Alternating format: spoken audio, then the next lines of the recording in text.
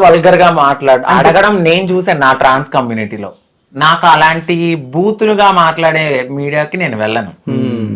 కొన్ని మీ ఛానల్ చూడరా, చాలా ఛానల్స్ లో అడగలాని కూడా అడిగితే మేము మనుషులమే, పొట్టకుటి కోసం 1000 లక్షలు చేసుకునే వాళ్ళు కూడా ఉంటారేమో, కానీ దాని పబ్లిక్ లో పెట్టి అది ఎక్కడో తీసుకెళ్లాలనుకోవడం నాకు తెలిసినంత వరకు కరెక్ట్ కాదు. పోనీ అలా నువ్వు పెట్టేటప్పుడు మరి ఒక 30,000 పెట్టి జీతం ఇప్పి చేసుకుంటారేమో కదా. మీరు ఎప్పుడైనా జాబ్ చేయాలని చెప్పేసి నేను అనుకున్నానండి, అనుకున్నాను. బట్ అనుకోకుండానే నా లైఫ్ ఎటు టర్న్ అయ్యి అటు తిరిగి ఇటు తిరిగి బై లక్కో మరేమో తెలీదు, మంచి హస్బెండ్ దొరికాడు. సో మీ ఫ్యామిలీ ఎప్పుడన్నా కలిసి ఎక్కడికైనా టూర్ వెళ్ళారా? ఇంకా లేదు. మా అమ్మగారు మా అత్తయ్య గారు మాట్లాడతారు కానీ టూర్లు. వీళ్ళు ఉండేది వైజాగ్ దగ్గర సోంపేట అటు లోపల, మేము ఉండేది విజయవాడ దగ్గర ఏలూరు. ఓకే, సోంపేట ఏలూరు అంటే చాలా కలుసుకోవడం గృహప్రవేశానికి అవుతుంది. ఇప్పుడు గృహప్రవేశానికి కలుసుకుంటాం. ఓకే, అయితే మిమ్మల్ని ఒకటి అడగాలి. ఇప్పుడు మీరు వీళ్ళు కడుతురా మీ ఇల్లు కడుతురా? మేము కట్టుకుంటున్నాం. ఓకే, మీరు కట్టుకుంటున్నారా లేకుంటే మీ అమ్మగారు కట్టిస్తురా? మేము అంటే మా అమ్మగారు. ఓకే, అంతే కదా, మా అమ్మగారు ఉన్నంత వరకు అందులోనే ఉంటారు కదా. ఓకే, మరి మీకు మీ ఇంట్లో వాళ్ళు తిట్టలేరా మిమ్మల్ని మన కట్టకుండా వాళ్ళ కడుతున్నావు అని? నేను కట్టలేదు, క్లియర్ అండ్ కట్ గా చెప్తాను. ఓకే, ప్రతి రూపాయి ఆ ఇంట్లో ఉండే ప్రతి రూపాయి తందే. ఓకే, అందులో ఎవరు ఇన్వాల్వ్మెంట్ లేదు. అది కూడా మా అత్తయ్య కోసం అని కట్టిస్తుంది. తను ఉన్న రోజులు కొంచెం రాయల్ గా ఉండాలి, సుఖంగా ఉండాలి తను ఉన్న రోజులు అని చెప్పేసి కట్టిస్తుంది. అందులో ఉండే ప్రతి రూపాయి తందే, ఎవరిది లేదు. అయితే ఇస్తానన్నా గీత గారు 1.5 కోటి సంపాదించారు అనమాట మీరు, ఆయన రూపాయి లేకుండా. నిజం చెప్పండి, ఇప్పుడు అవుతుంది 1 CR పైనే అవుతుంది, 1.5. సో మీరు బెగ్గింగ్ వెళ్ళినప్పుడు ఎంత సంపాదిస్తుండే మీరు రోజుకి? అడుగుతున్నా, చెప్పండి. అంటే చేసేదాన్ని హౌస్ ఓపెనింగ్స్ కి చెప్తాను చూడండి, మీరు అడిగారు కాబట్టి లాజిక్ గా. నేను డైలీ ఒకప్పుడు వెళ్ళినప్పుడు నేను ఎర్లీ మార్నింగ్ లెగిసి 9-9:30కి నా లైఫ్ని స్టార్ట్ చేస్తే నేను నైట్ 6కి వచ్చిన తర్వాత మళ్ళీ నేను వైన్ షాపులు కూడా అడుక్కునేదాన్ని. అంటే 10 రూపాయలే కానీ 5 రూపాయలే కానీ ప్రతి రూపాయి పోగేసి ఒకరోజు 1000 వస్తుంది, ఒకరోజు 2000 వస్తుంది, ఒకరోజు 3000 వస్తుంది. దీనికి కౌంట్ అనేది ఉండదు. ఒకరోజు ఎక్కువ రావచ్చు, ఫ్లక్చువేట్ అవుతూ ఉంటది కదా. ఆ వచ్చిన రూపాయిని నేను చిట్టీల రూపంలో దాచుకుని చిట్టీలు వేస్తూ నేను తినక కష్టపడి ఏదైనా ఓపెనింగ్ ఉంటే వాళ్ళు ఇచ్చింది వాళ్ళు 10 రూపాయలు ఇవ్వని 10,000 ఇవ్వని, అది కూడా నేను ఒక్కదాన్నే వెళ్ళి తీసుకుని వాళ్ళకి బ్లెస్ చేసి వచ్చిన డబ్బులు అన్నీ. ఇంకోటి ఈ మధ్య కాలంలో కొంచెం వచ్చిన యూట్యూబ్ డబ్బులు ఇవి యాడ్ చేశాను అంతే. ఓకే, నేను చిట్టీలు వెయ్యగా దాచుకున్న డబ్బులు ప్రతిదీ దాయగా చేసుకున్నాను. ఓకే, ఇప్పుడు యూట్యూబ్ నుంచి ఎంత సంపాదిస్తున్నారు నెలకి? ఎన్ని లక్షలు వస్తున్నాయి? నిజం చెప్పండి. నేను ఇప్పటి వరకు మా ఛానల్లో కూడా రివీల్ చేయలేదు. ఓకే, మీ ఇష్టం, చెప్పాలనుకుంటే చెప్పండి, లేకుంటలేదు. లక్షలు అయితే వస్తున్నాయి, లక్షలు వస్తున్నాయి. అవునా? సో మిలియన్లు పోతున్నాయి అంట. కదా అంతగానం? అంటే 1.5 కి మధ్యలో ఉంది. లక్షలే కదా మరి, అదే ఇంకా లక్ష కంటే ఎక్కువ వస్తుందంట. 1,50,000 1,70,000 అంతే. కానీ అది మీరు కష్టపడుతున్నారు. సో మీ ఇంట్లో మీరు కష్టపడి మీరు చేసుకుంటారు కాబట్టి అది వేరే వాళ్ళ డబ్బే ఏం కాదు, మీ డబ్బే. సో చెప్పుకోవచ్చు ధైర్యంగా, సంపాదించినంత. ఎవరు వచ్చి మిమ్మల్ని మీ దగ్గర గుంజుకొని వెళ్ళారు కదా, అంతే కదా? అంతేలేండి, 1.7 1.8 అట్లా వస్తుంది. ఓకే, సో రాజు గారికి నెల శాలరీ ఎంత వస్తుంది? ఈయనకి 3 వస్తుంది అండి. 3L? 2.5 వచ్చాయి పాత దాంట్లో, ఇప్పుడు 3 దాకా వస్తుంది కొత్త దాంట్లో. ఓకే, భర్తలో సగం భార్య. సో అంత సంపాదిస్తున్నారు ఇప్పుడు యూట్యూబ్ వల్ల, అంతేనా? సో కెమెరామ్యాన్ ఎవరు మీకు? మా అబ్బాయి. మీ అబ్బాయి. సో మీ అబ్బాయి అంటే ఎవరైనా అసలు? సాయి అండి. ఓకే, మాకు ఎప్పటి నుంచో క్లోజ్. సో మాతోనే ఉంటాడు తను. ఏడుస్తున్నాం అనుకుంటున్నా? లేదు, ఓకే, మాతోనే ఉంటాడు. ఒక అబ్బాయి. మేము ఎలా అంటే ఇంకా పెంచుకోవట్లేదు కాబట్టి తను ఉన్నంత వరకు, తనకి జాబ్ వచ్చే వరకు మాతోనే ఉంటానని ఉంటాడనమాట. ఫ్యామిలీ పర్సన్ అంతే. సో అంటే తను మీ దగ్గరకు వచ్చినంటే నెక్స్ట్ ఆయన ప్లానింగ్ ఏమైనా ఉందా? ఎవరికండి? మీ సాయికి? లేదేమి. ఓకే, ఓన్లీ ప్రేమగా వచ్చాడు, ప్రేమగా ఉంటున్నాడు. జాబ్ సెటిల్ అవ్వాలి కాబట్టి ఇక్కడ మాదాపూర్ ఇంటర్వ్యూస్ కి వాటికి అటెండ్ అవ్వడానికి ఇక్కడ దగ్గర వాళ్ళ ఓన్ హౌస్ కూడా ఉంది, అక్కడికి వెళ్తాడు, ఫ్యామిలీ దగ్గరికి వెళ్తాడు. సో అంటే మీకు పిల్లలు పుట్టారు కదా, సో నెక్స్ట్ ప్లానింగ్ ఏంది ఫ్యూచర్లో? పెంచుకోవాలనుకుంటున్నాం. అంటే దత్తత తీసుకుంటారా లేకుంటే ఎట్లా? దత్తతే తీసుకుంటాం. ఓకే, ఎంతమంది పిల్లల్ని? ఇద్దరు చాలా, డజన్ వద్దా? ఇద్దరే. సో అంటే ఇద్దరు పాపలు ఒక పాప ఒక బాబు.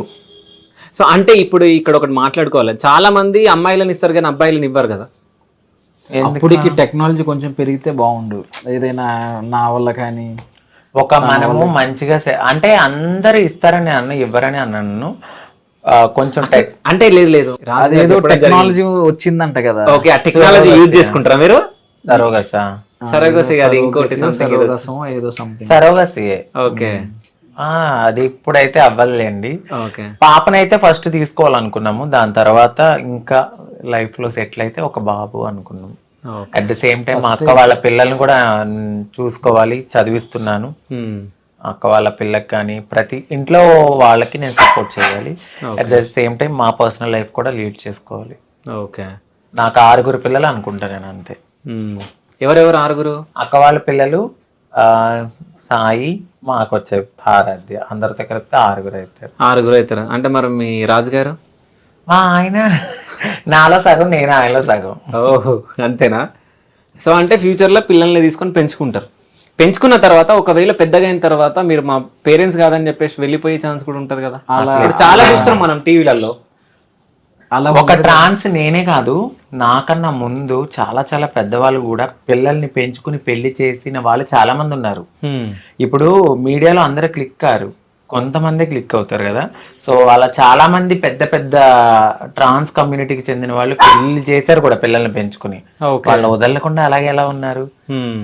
ఒక అవగాహనతో ముందుకు వెళ్తున్నాం మేము. ఒక విత్తనాన్ని పెంచి పోషించి దాని కాయలు వచ్చే వరకు ఉన్న వాళ్ళు అల్లారు ముద్దుగా మేము చూసుకుంటాం ఖచ్చితంగా. మనం పెంచే వాతావరణం కూడా చాలా చాలా చాలా బాగా పెంచుతాం వాళ్ళని. సో డెఫినెట్లీ వాళ్ళు మమ్మల్ని వదిలి వెళ్ళరు. ఒక ట్రాన్స్ ఇది మా అమ్మ కాదు అని చెప్పిన వాళ్ళు ఎవరు బయటకు రాలేదు ఇప్పటి వరకు.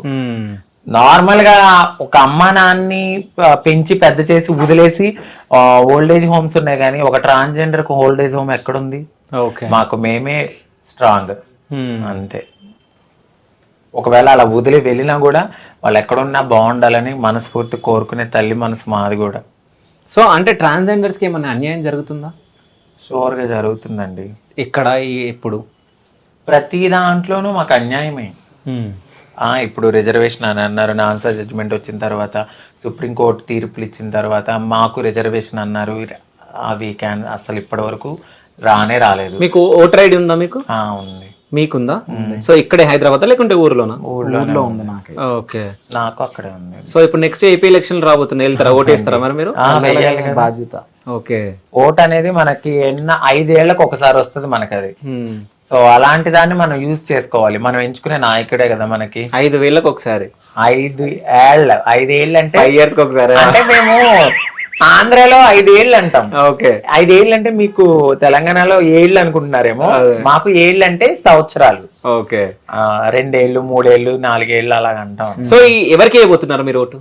ఈసారి అయితే మాత్రం టీడీపీ జనసేన. ఓకే, టీడీపీ జనసేనకు వేయబోతున్నారు. సో వస్తుందని అనుకుంటున్నారా?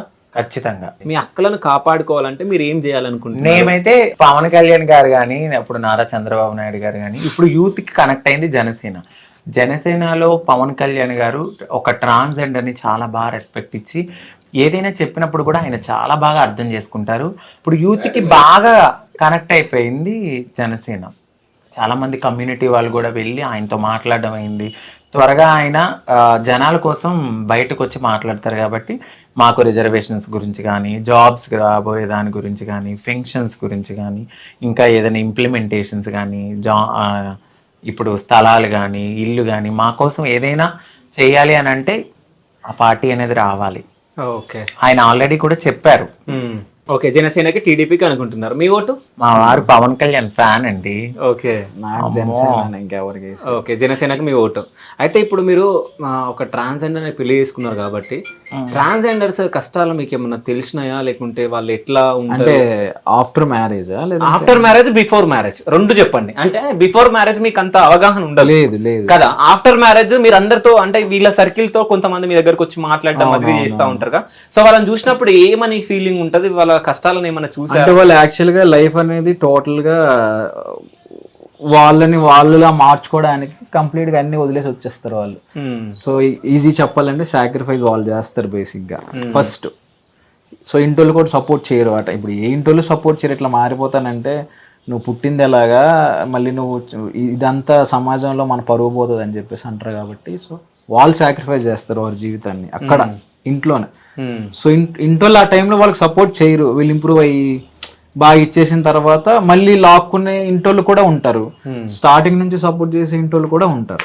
సో ఏదైనా కానీ వాళ్ళు సాక్రిఫైస్ అయితే చేస్తారు, కష్టాలు చాలా పడతారు, నేను చూస్తూనే ఉంటాను. అయితే మీ పెళ్ళైన తర్వాత ఎప్పుడన్నా తిను మీ దగ్గర ఏడ్చిన రోజులు ఉన్నాయా? పెళ్ళైన తర్వాత తన కష్టాలు అవి ఇవి చెప్పుకొని ఏడుస్తుంది కానీ కనిపించదు, అంటే చూపియదు. ఓకే, కన్ను నుంచి నీళ్ళు వస్తే నాకు తెలుస్తుంది, దాన్ని దాచిపెట్టేస్తుంది. ఇప్పుడు ఆపరేషన్ లేకుండానే మోకాళ్లకు ప్లాస్మా ట్రీట్మెంట్, మీ ఆర్థోపెడిక్ సమస్యలన్నిటికీ రోబోటిక్ టెక్నాలజీ ద్వారా తక్కువ ఖర్చుతో శాశ్వత పరిష్కారం, ఫ్రీ కన్సల్టేషన్, ప్రతి ట్రీట్మెంట్ పై 20% డిస్కౌంట్. ఈ ఆఫర్ కొద్ది రోజులు మాత్రమే, త్వరపడండి. V9 hospitals 9281465842.